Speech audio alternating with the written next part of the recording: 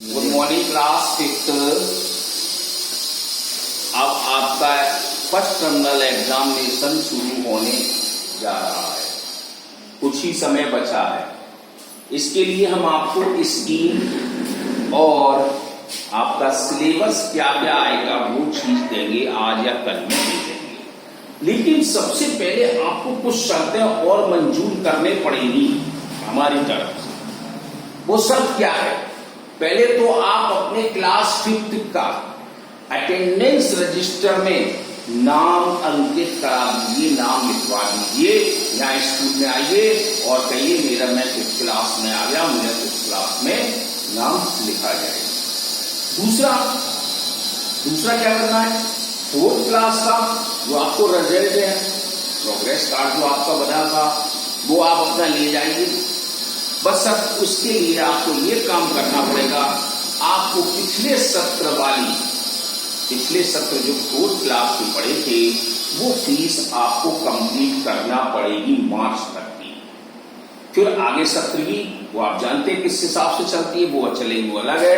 लेकिन आपको इतना काम करना है, अपना नाम रजिस्टर्ड कराना है यहाँ पर, और नाम में कोई पैसा नहीं लगेगा, फ्री है, फ्री कॉस्ट, कोई दिक्कत नहीं है। लेकिन पिछले साल की फीस कंप्लीट होनी चाहिए, इतना ध्यान।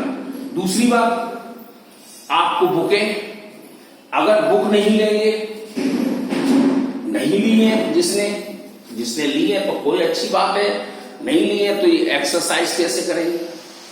समस्या तो ये है, एक्सरसाइज भी जरूरी है, मैथमेटिक्स के लिए न्यूमेरिकल्स भी जरूरी है, वो बुक्स में देखेंगे। इसलिए बुकें आप अपनी ले लें और आपकी पढ़ाई में आए। कल तक हम आपको, कल या परसों में हम आपको डेट शीट और सिलेबस दे देंगे और किस डेट को क्या पेपर होगा वो भी देंगे। लेकिन और आप अपना मोबाइल नंबर और इसको यानी यहाँ पर रजिस्ट्रेशन जरूर कराएं। तो आज फिजिकल फीचर ऑफ द अर्थ चलेगा, अपना चौथा पार्ट से, यानी भौतिक क्या चीज परिवर्तन होते हैं पृथ्वी के अंदर। तो पृथ्वी के बारे में आपने पहले भी पढ़ा था कि हमारी क्या है, कि ये हमारा प्लैनेट है, आवर प्लैनेट, यानी ये हमारा ग्रह है जिस पर हमारे पास जल, पानी, और जल नहीं है तो जीवन नहीं है, तो पानी है, इसमें ऑक्सीजन बनती है तो निवास व्यक्ति जिंदा रहता है।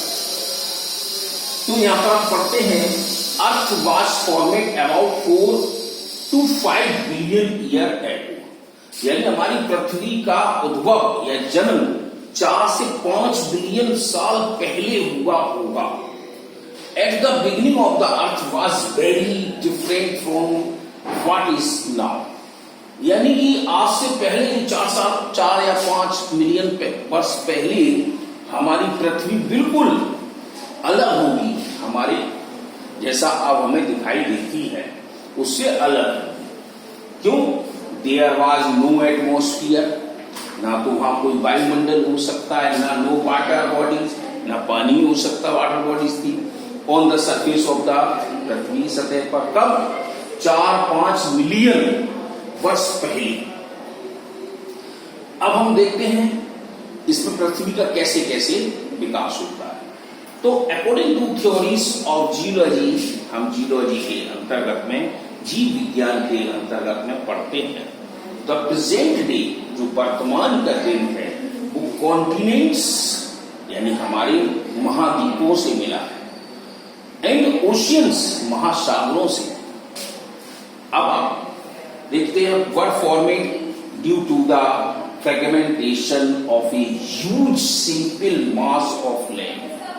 ये जमीन कितनी बड़ी है, ह्यूज, विशाल, महान बड़ी है, लेकिन उसके साथ वाटर भी लगा है, आपने पढ़ रखा है 2/3 वाटर है। जमीन की कोई चीज के हम 3 हिस्से करते हैं तो 2 हिस्से पानी में चले गए, एक जमीन का, इसका मतलब फिर भी हमारा वाटर का हिस्सा ज्यादा रहा। अब पहला इसने दिया था earth crust compares number of large plates. अब आप देखते हो भूकंप आता है तो कहते हैं प्लेट खसक गई, यानी प्लेटें यानी कि उसकी डैमेज कर गई। तो compare to number of large plate of solid rock floating on the liquid mantle. ये हमारे सॉलिड लिक्विड में बदले हैं। The molten rock of the earth is mantle is the constant molten due to the convection of heat and occur deep inside। बताया गया है कि पृथ्वी के भूगर्भ में, यानी अर्थ के जो जमीन के नीचे है, बहुत हॉटनेस है। ये ज्वालामुखी फटते, वोल्केनो फटते हैं, आपने देखा टेलीविजन न्यूज में सुना है, दिखाते नहीं होगा कि किस तरह से नीचे से आग निकलती है, लार्वा निकलता है, वो कितना नुकसानदायक केमिकल्स है। तो वही चीज इसने बोला है इसमें कि जब हमारी पृथ्वी के अंदर से हीट जोन आती है, हीट जोन मतलब हॉट, या आप देखते हैं एग्जाम्पल अपना बता सकते हैं, आपके सबके समर लगा है, सर्दियों में आप देखते हो पानी गर्म सा निकलता है और गर्मियों में ठंडा सा निकलता है। क्यों? ये एटमॉस्फेयर के ही प्रेशर के कारण होता है। अब हमारे पास इंटरनल मोशन में सम ऑफ द प्लेट्स यानी constantly sliding of H rotation of the अर्थ, यानी कि पृथ्वी के घूमने की गति के कारण हम सब चीजें को देखते हैं। अब ये किस किस पर निर्भर रहता है?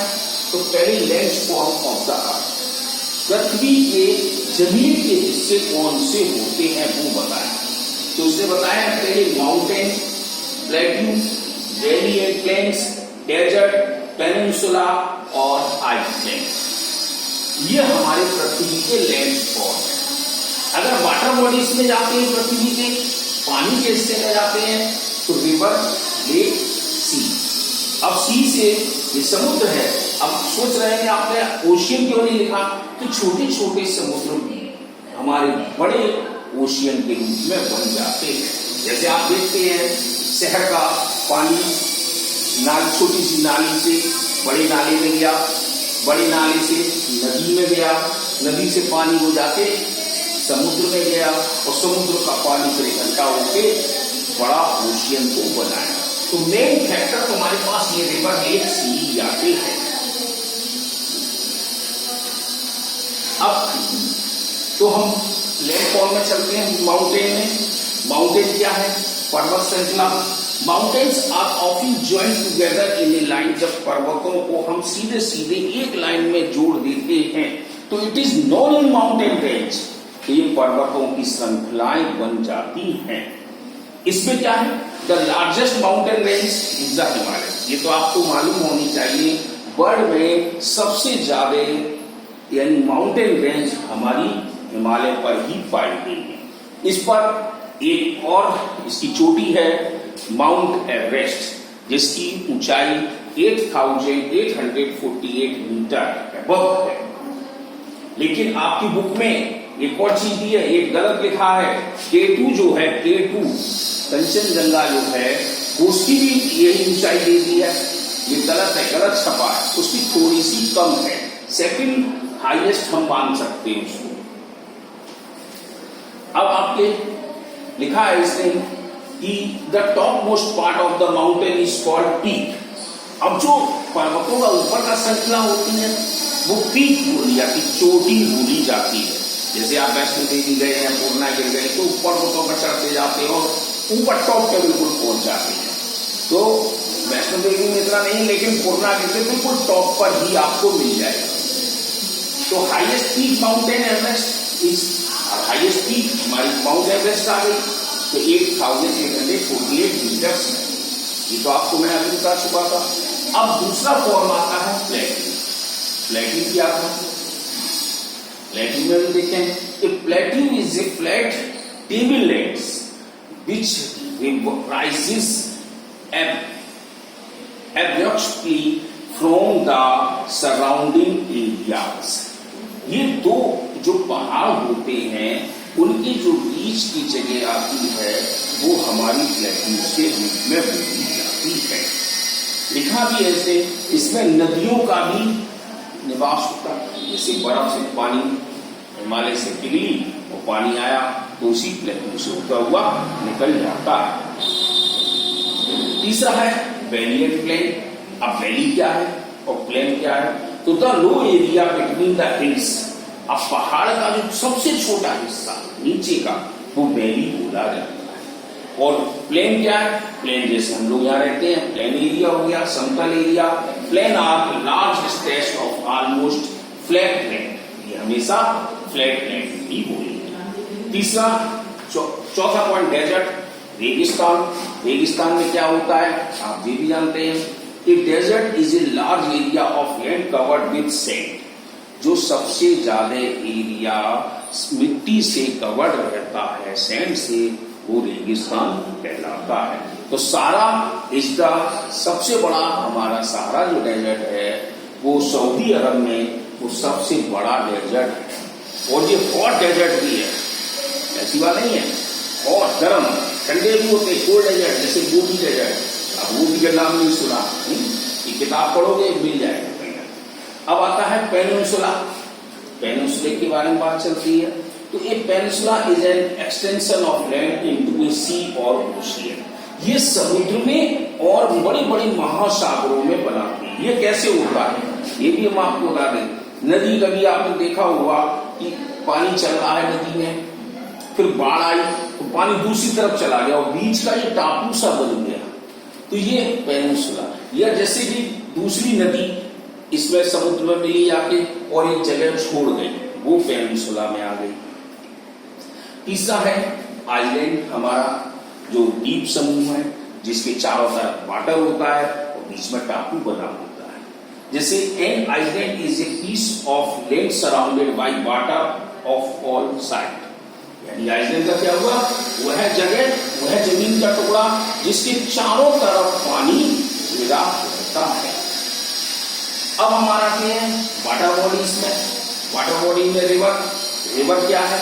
तो river a big channel of water, ये सबसे बड़ा पानी का स्रोत बोला गया है। नदियां, many stream join together to form a river, बहुत सी झीलें जुड़ जाती हैं तो एक नदी का निर्माण कर देती हैं।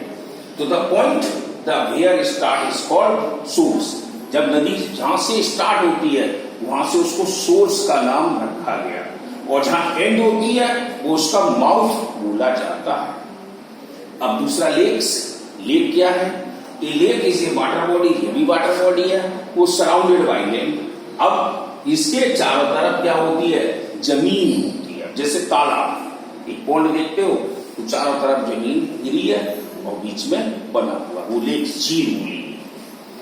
अब there are both fresh water and salty water lake, इसमें फ्रेश वाटर की भी है और साल्टी वाटर की भी होती है। अब तीसरा है आपका सी। सी का है ओशियन, या समुद्र इसकी हिंदी होती है, ओशियन महासागर है। तो sea are bodies of salt water smaller in size to ocean. अगला वही लाइन तो हमने अभी बोला, सी ओशियन बनाता है, कहते sea are bodies to salt water, समुद्र एक नमकीन पानी को लेकर आता है, स्मॉलर इन साइज, थोड़ी सी एरिया, और क्या बनाता है? टू मेक एन ओशियन, एक ओशियन का निर्माण कर देता है। तो आपका इसमें ओशियन में Mediterranean sea, Black sea, Arabian sea, अरब सागर तो अपने आए, बे ऑफ बंगाल भी अपने आए, are the some of important sea, ये सम। तो इस तरह से इस चैप्टर में आपका सिर्फ इतना ही दिया था, ये आपका खत्म होता है और इसके हम 4th लेसन आपको दे देंगे। आपका 4th लेसन तक ही इसमें पेपर में आएगा।